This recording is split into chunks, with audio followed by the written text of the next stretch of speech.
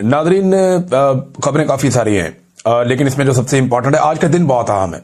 आज पाकिस्तान तहरीक इंसाफ को कुछ बड़ी अहम जिम्मेदारियां जो अदा करनी है। और उससे पहले कि मैं जिम्मेदारियों की तरफ जाऊं, इमरान खान साहब का जो स्टेटमेंट है उससे आपको अंदाजा हो जाएगा कि जो बहुत सारे लोग कह रहे थे कि बातचीत चल रही है, कोई बात बन रही है। जो डॉक्टर्स अमेरिका से आए थे उन लोगों से भी मैंने राब्ता किया और मैंने उनसे पूछा, जनाब कि आपको दिया हुआ टाइम तो पूरा हो गया? तो उन्होंने साफ इनकार किया और बताया कि जनाब कोई डेवलपमेंट नहीं हुई और हमारे साथ जो वादे किए गए या जो बातचीत की गई उसके ऊपर किसी किस्म का अमल दरामद नहीं हुआ। यानी उन्हें जिस तरह बताया गया कि लोग जेलों से छूटने शुरू हो जाएंगे, यास्मीन राशिद साहिबा छूट जाएंगी, बाकी लोग छूट जाएंगे, वो सारा कुछ नहीं हुआ। बल्कि उन्हें जो इशारे मिलने थे वो भी उन्हें नहीं मिले और उनके साथ अब कोई राब्ता भी नहीं रखा गया। तो इसका मतलब यह है कि वो सिर्फ एक ट्रक की बत्ती थी जिसके पीछे लगाया गया था। या दूसरा एक रीजन और भी हो सकता है कि इंडिया पाकिस्तान की लड़ाई में अवाम ने पाकिस्तान का साथ दिया, देना ही पाकिस्तान का साथ था, दूसरा ऑप्शन ही कोई नहीं था। तो उसको पाकिस्तान की एस्टेब्लिशमेंट ने यह समझ लिया कि शायद वो अवाम में मकबूल हो रहे हैं। ये गलतफहमी दूर करने के लिए बहुत सारे लोगों ने इस गलतफहमी को बढ़ावा भी दिया, सहाफियों ने, दानिश्वरों ने कॉलम लिख लिख के बढ़ावा दिया। तो मैंने सर्वे भी करवाया मजबूरन इमरान खान और फील्ड मार्शल आसिम मुनीर साहब के बीच में कि इनमें से कौन ज्यादा मकबूल है, तो वो अवामी राय आपके सामने आ गई। लेकिन उसके बावजूद ऐसा लगता है कि इस एक इंसिडेंट के बाद एस्टेब्लिशमेंट की सोच बदली और उन्होंने कहा दफा करो, कोई डील वील नहीं करनी, कोई बात नहीं करनी, किसी किस्म का कोई मामला तय नहीं करना, तो हम खुद ही पाकिस्तान को जैसे तैसे हम चला लेंगे। बहरहाल पहले इमरान खान साहब का स्टेटमेंट आप सुन ले। उन्होंने कहा कि मैं सारी जिंदगी जेल की चक्की में गुजार लूंगा लेकिन फिरौनियत और यजीदियत के सामने नहीं झुकूंगा। ये एक जुमला जो है ना, ये नवाज शरीफ के पूरे खानदान की नस्लों की सियासत के ऊपर भारी है।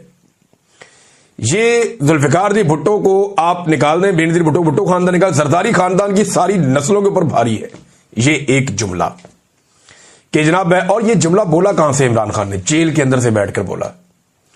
नवाज शरीफ, मरियम नवाज या बाकी सारे जेल के अंदर बैठ गए, इनके ट्विटर अकाउंट ही बंद हो जाते हैं, बात ही नहीं करते, जबान बंद हो जाती है, डीलों के चक्कर में लगे रहते हैं। फलाने जज नू बनाओ, फलाना वकील कर लो, फलाने ब्यूरोक्रेट से बात करो, फलाने ऑफिसर से बात करो, फलाने फौजी के घर पहुंच जाओ, फलाने के रिश्तेदार को ढूंढो।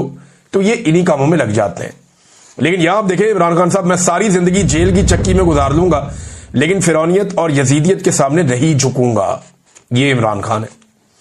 कानून की हुक्मरानी मेरी तहरीक का मरकजी मकसद है जिससे हम जंगल का कानून खत्म करेंगे।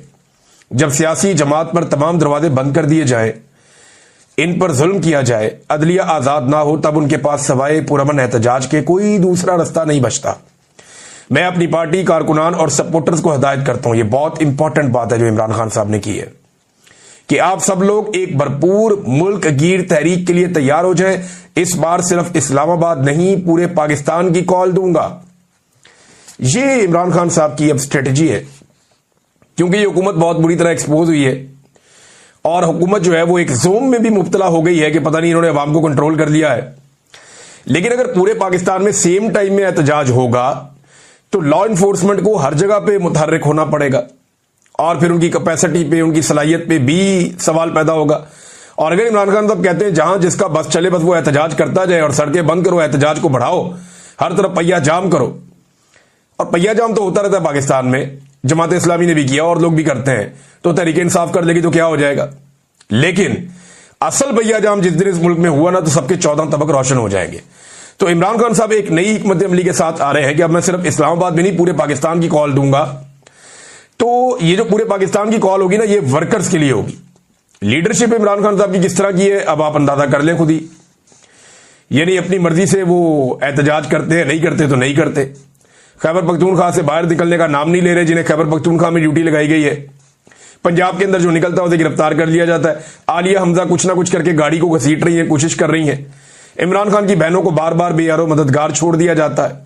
लेकिन चले पहले इमरान खान का स्टेटमेंट पूरा करते हैं, फिर आपको बताता हूं कि अब एक चैलेंज जो आज के दिन में पाकिस्तान तहरीक इंसाफ के लिए बहुत बड़ा है वो क्या है। पार्टी के तमाम लोगों को पैगाम देना चाहता हूं कि आप में से कोई भी इलेक्टेबल नहीं है। आप सब नजरिए के जोर पर जीत कर आए हैं। मुझे सबके बारे में मालूम है कि कौन विकेट के दोनों अतराफ में खेल रहा है। वैसे खान साहब तो कह रहे हैं मुझे मालूम है, अली अमीन गंडापुर साहब इरशाद भट्टी साहब के प्रोग्राम में खुद ये एतराफ कर चुके हैं कि पाकिस्तान का फायदा हो तो मैं विकेट के दोनों जानिब खेलूंगा, ये कोई गलत बात नहीं है। ये अली अमीन गंडापुर साहब ने खुद एतराफ किया था। तो खान साहब ने वही बात की, उन्होंने कहा जी मुझे मालूम है कौन विकेट के दोनों तरफ खेल रहा है।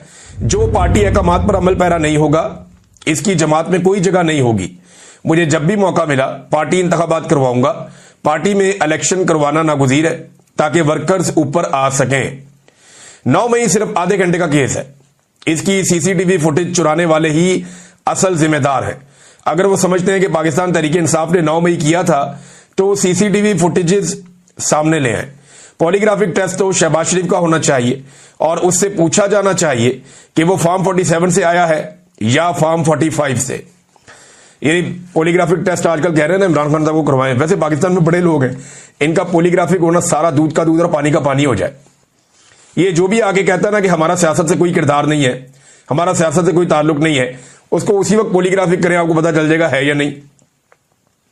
ये जो भी आकर कहता है कि जनाब हम लिजिटिमेट गवर्नमेंट है, पॉलीग्राफिक टेस्ट करवाएं।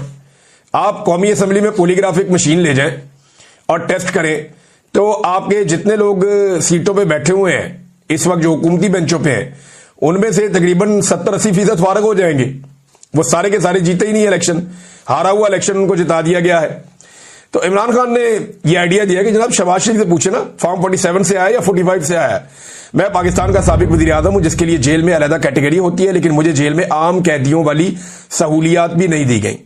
मुझे जेल के जिस सेल में 22 माह से कैद किया हुआ है वो एक चक्की है। इसी मुल्क में चोरों को वीवीआईपी सेल में रखा गया जो किसी स्वीट से कम नहीं थे। यहां जंगल का कानून है और एक कर्नल के कहने पर तमाम अदालती अहकामात हवा में उड़ा दिए जाते हैं। मेरे बच्चों से मेरी बात नहीं करवाई जाती, मेरी बहनों को मुझसे मिलने नहीं दिया जाता, मेरी किताबों से पता नहीं क्या मसला है कि 2.5 माह से मुझ तक कोई किताब नहीं पहुंचने दी गई। सिर्फ वही किताबें दी जाती हैं जो पहले से ही मैं पढ़ चुका हूं। मैं एक सियासी जमात का सरबराह हूं, लेकिन मेरी जमात के लोगों को मुझसे मिलने की इजाजत नहीं दी जाती। जुनैद अकबर बड़े लंबे अरसे से नहीं मिल पाए, शाहिद खटक नहीं मिल पाए, सुहेल अफरीदी नहीं मिल पाए और बहुत सारे लोग हैं। तो खैबर पख्तूनख्वा के लोगों का बताया ना, पंजाब के बेशुमार लोग हैं इमरान खान साहब से मिलना चाहते हैं। अपोजिशन लीडर जो है पंजाब के, उनको भी नहीं मिलने दिया जाता। साहबजादा हामिद रजा साहब नहीं मिल पाए, अल्लामा राजा नासिर अब्बास साहब नहीं मिल पाए, महमूद अचकजई साहब नहीं मिल पाए और बहुत सारे लोग मिलना चाहते हैं। हालांकि इनके बाद अदालती अहकामात होते हैं फिर भी नहीं मिलने दिया जाता। सिर्फ मुझे अजियत देने के लिए मेरी अहलिया को सजाएं सुनाई गई। इससे ज्यादा घटियापन क्या हो सकता है। एक हफ्ते में मेरी अहले खाना या वकला से सिर्फ 30 मिनट की मुलाकात करवाई जाती है। मेरी अहलिया पर सिर्फ सहूलतकारी का झूठा इल्जाम था जो साबित भी नहीं हुआ। कल हाईकोर्ट के बाहर होने वाले एहतजाज में तमाम अपोजिशन अरकान लाजमी शिरकत करें। 26वीं तरमीम के बाद अदलिया बिल्कुल मफलूज और बेअसर हो चुकी है। इस्लामाबाद हाईकोर्ट का चीफ जस्टिस बारहा वादे करने के बावजूद भी हमारे केसेस नहीं लगा रहा।